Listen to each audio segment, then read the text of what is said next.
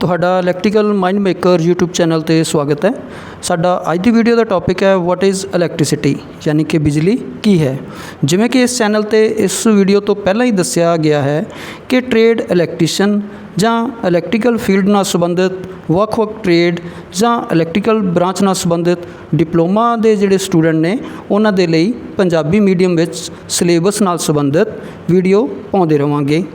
और नाल ही ਜਿਹੜੇ ਸਾਥੀਆਂ ਨੇ electrical mind maker YouTube channel ਨੂੰ ਸਬਸਕ੍ਰਾਈਬ ਨਹੀਂ ਕੀਤਾ ਉਹ ਜ਼ਰੂਰ ਇਸ ਨੂੰ ਸਬਸਕ੍ਰਾਈਬ ਕਰ ਲੈਣ ਤਾਂ ਕਿ ਤੁਹਾਡੇ ਤੱਕ ਜਿਹੜੀਆਂ ਸਿਲੇਬਸ ਦੇ ਅਨੁਸਾਰ ਆਉਣ ਵਾਲੀਆਂ ਵੀਡੀਓ ਦਾ ਨੋਟੀਫਿਕੇਸ਼ਨ ਪਹੁੰਚਦਾ ਰਹੇ। ਸੋ ਸ਼ੁਰੂ ਕਰਦੇ ਹਾਂ ਅੱਜ ਦਾ ਟੌਪਿਕ ਵਾਟ ਇਜ਼ ਇਲੈਕਟ੍ਰਿਸਿਟੀ, ਯਾਨੀ ਕਿ ਬਿਜਲੀ ਕੀ ਹੈ। ਸੋ ਬਿਜਲੀ ਇੱਕ ਵਿਸ਼ੇਸ਼ ਪ੍ਰਕਾਰ ਦੀ ਊਰਜਾ ਹੈ।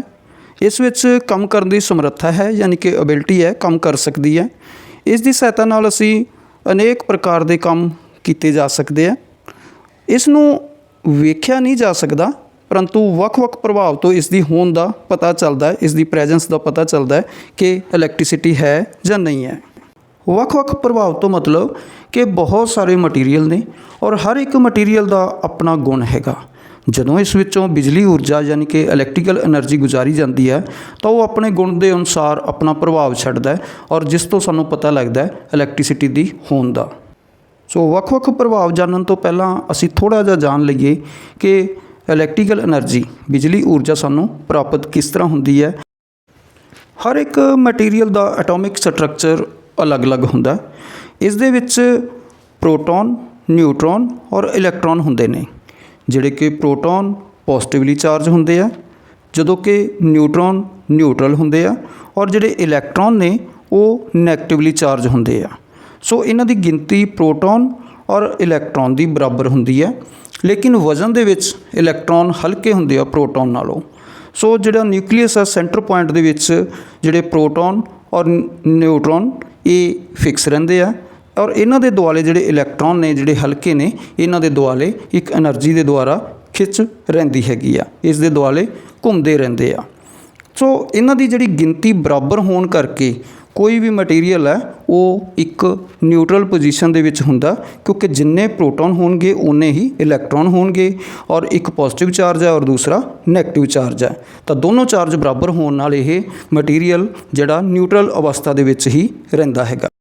ਜਦੋਂ ਅਸੀਂ ਫ੍ਰਿਕਸ਼ਨ ਯਾਨੀ ਕਿ ਰਗੜ ਦੁਆਰਾ ਜਾਂ ਹੀਟ ਔਰ ਜਾਂ ਕਿਸੇ ਬਾਹਰੀ ਸੋਰਸ ਦੁਆਰਾ ਜਦੋਂ ਇਸ 'ਤੇ ਪੋਟੈਂਸ਼ੀਅਲ ਦਿੱਤਾ ਜਾਂਦਾ ਤਾਂ ਜਿਹੜੇ ਇਲੈਕਟ੍ਰੋਨ ਨੇ ਉਹ ਆਪਣੀ ਜਗ੍ਹਾ ਤੋਂ ਉਹ ਚੇਂਜ ਹੋ ਜਾਂਦੇ ਆ, ਉਹਨਾਂ ਵਿੱਚ ਅਨਬੈਲੈਂਸ ਹੋ ਜਾਂਦਾ।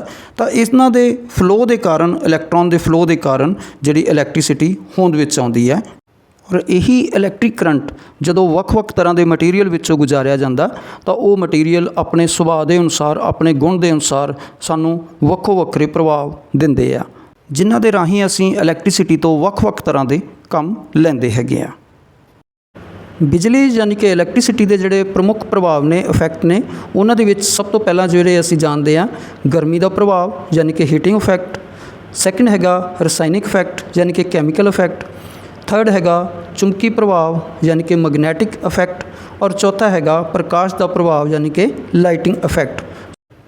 ਔਰ ਫਿਫਥ ਪੁਆਇੰਟ ਹੈ ਖਾਸ ਕਿਸਮ ਦੀਆਂ ਕਿਰਨਾਂ ਦਾ ਪ੍ਰਭਾਵ ਯਾਨੀ ਕਿ ਸਪੈਸ਼ਲ ਰੇਜ਼ ਇਫੈਕਟ।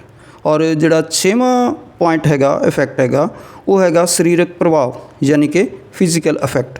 ਸੋ ਅਸੀਂ ਇਹਨਾਂ ਸਾਰੇ ਇਫੈਕਟ ਦੇ ਬਾਰੇ ਜਾਣਾਂਗੇ ਕਿ ਕਿਸ ਤਰ੍ਹਾਂ ਸਾਨੂੰ ਇਲੈਕਟ੍ਰੀਸਿਟੀ ਦੀ ਪ੍ਰੈਜੈਂਸ ਦਾ ਔਰ ਉਸ ਦੀ ਹੋਂਦ ਦਾ ਪਤਾ ਚੱਲਦਾ ਹੈ ਕਿ ਬਿਜਲੀ ਹੈ ਜਾਂ ਨਹੀਂ ਹੈ।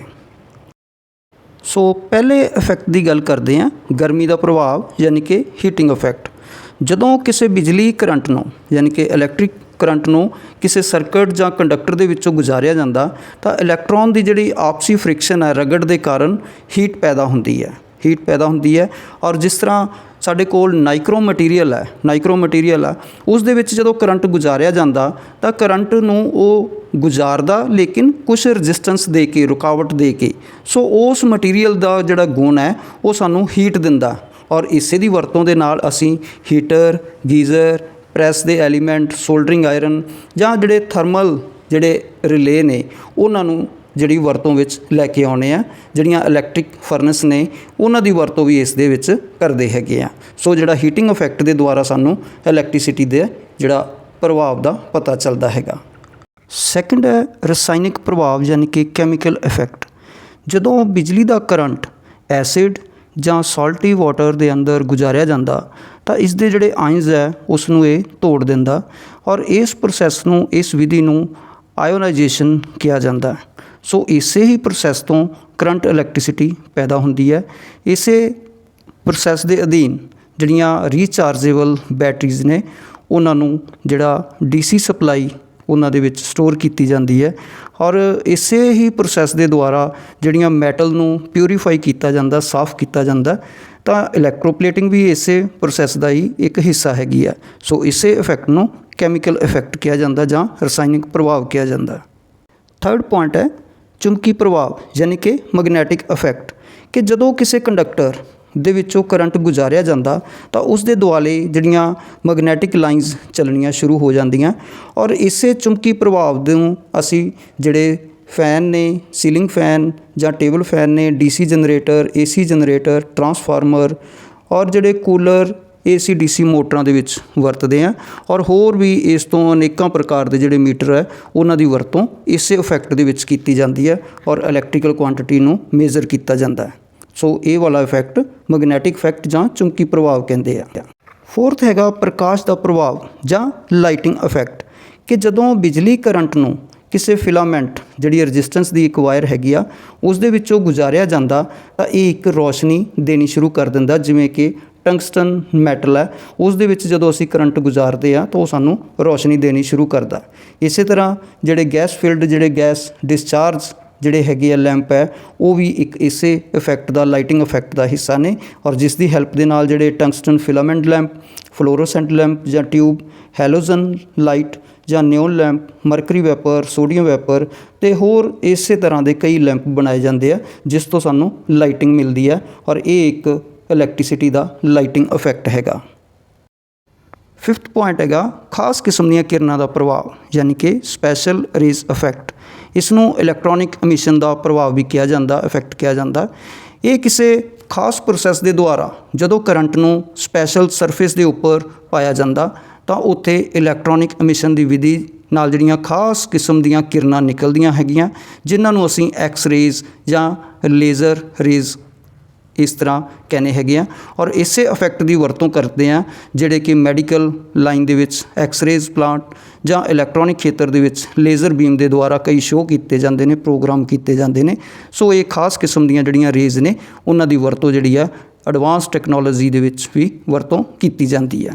ਤਾਂ ਇਹ ਵੀ ਇੱਕ ਇਲੈਕਟ੍ਰੀਸਿਟੀ ਦਾ ਜਿਹੜਾ ਇਫੈਕਟ ਹੈਗਾ ਉਹ ਉਸ ਨੂੰ ਜਿਹੜੀਆਂ ਸਪੈਸ਼ਲ ਰੇਜ਼ ਇਫੈਕਟ ਦੇ ਵਿੱਚ ਕੀਤਾ ਗਿਆ ਹੈਗਾ। ਛੇਵਾਂ ਅਤੇ ਲਾਸਟ ਪੁਆਇੰਟ ਹੈਗਾ ਸਰੀਰਕ ਪ੍ਰਭਾਵ ਯਾਨੀ ਕਿ ਫਿਜ਼ੀਕਲ ਇਫੈਕਟ।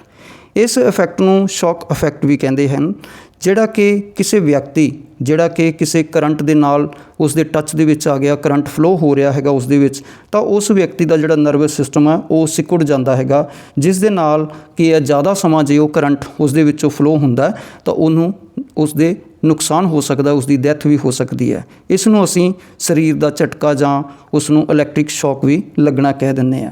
ਲੇਕਿਨ ਮੈਡੀਕਲ ਲਾਈਨ ਦੇ ਵਿੱਚ ਕੁਛ ਲੋੜ ਅਨੁਸਾਰ ਕੁਛ ਪੇਸ਼ੈਂਟ ਨੂੰ ਜਿਹੜਾ ਲਿਮਟਿਡ ਕਰੰਟ ਦੇ ਕੇ ਉਸ ਦਾ ਇਲਾਜ ਵੀ ਕੀਤਾ ਜਾਂਦਾ ਇਸ ਇਫੈਕਟ ਦੇ ਰਾਹੀਂ।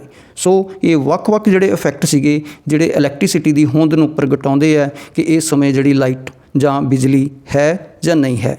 ਸੋ ਅਸੀਂ ਇਸ ਟੌਪਿਕ ਦੇ ਵਿੱਚ ਜਾਣਿਆ ਕਿ ਇਲੈਕਟ੍ਰੀਕਲ ਐਨਰਜੀ ਇੱਕ ਵਿਸ਼ੇਸ਼ ਪ੍ਰਕਾਰ ਦੀ ਐਨਰਜੀ ਹੈਗੀ ਹੈ ਜਿਸ ਦੇ ਦੁਆਰਾ ਅਸੀਂ ਬਹੁਤ ਸਾਰੇ ਕੰਮ ਕਰ ਸਕਦੇ ਹੈਗੇ ਹਾਂ। ਇਹਦੇ ਵਿੱਚ ਕੰਮ ਕਰਨ ਦੀ ਸਮਰੱਥਾ ਹੈਗੀ ਆ। ਇਸ ਨੂੰ ਅਸੀਂ ਵੇਖ ਨਹੀਂ ਸਕਦੇ ਲੇਕਿਨ ਵੱਖ-ਵੱਖ ਪ੍ਰਭਾਵ ਦੇ ਨਾਲ ਇਸ ਨੂੰ ਮਹਿਸੂਸ ਕਰ ਸਕਦੇ ਹਾਂ ਕਿ ਇਲੈਕਟ੍ਰੀਸਿਟੀ ਦੀ ਹੋਂਦ ਹੈ ਜਾਂ ਨਹੀਂ ਹੈ। ਸੋ ਅਸੀਂ ਇਹ ਵੱਖ-ਵੱਖ ਤਰ੍ਹਾਂ ਦੇ ਪ੍ਰਭਾਵ ਜਾਣੇ ਸੀਗੇ। ਸੋ ਉਮੀਦ ਕਰਦੇ ਹਾਂ ਤੁਹਾਨੂੰ ਇਸ ਵੀਡੀਓ ਤੋਂ ਬਹੁਤ ਸਾਰੀ ਜਾਣਕਾਰੀ ਮਿਲੀ ਹੋਵੇਗੀ ਔਰ ਜਿਹੜੇ ਸਾਥੀ ਇਸ ਚੈਨਲ 'ਤੇ ਨਵੇਂ ਨੇ ਉਹ ਇਸ ਚੈਨਲ ਨੂੰ ਜ਼ਰੂਰ ਸਬਸਕ੍ਰਾਈਬ ਕਰ ਲੈਣ ਤਾਂ ਕਿ ਤੁਹਾਡੇ ਤੱਕ ਸਿਲੇਬਸ ਦੇ ਅਨੁਸਾਰ ਨਵੀਂ ਵੀਡੀਓ ਦਾ ਨੋਟੀਫਿਕੇਸ਼ਨ ਮਿਲਦਾ ਰਹੇ। ਔਰ ਵੀਡੀਓ ਨੂੰ ਲਾਸਟ ਤੱਕ ਵੇਖਣ ਲਈ ਥੈਂਕ ਯੂ ਵੈਰੀ ਮੱਚ।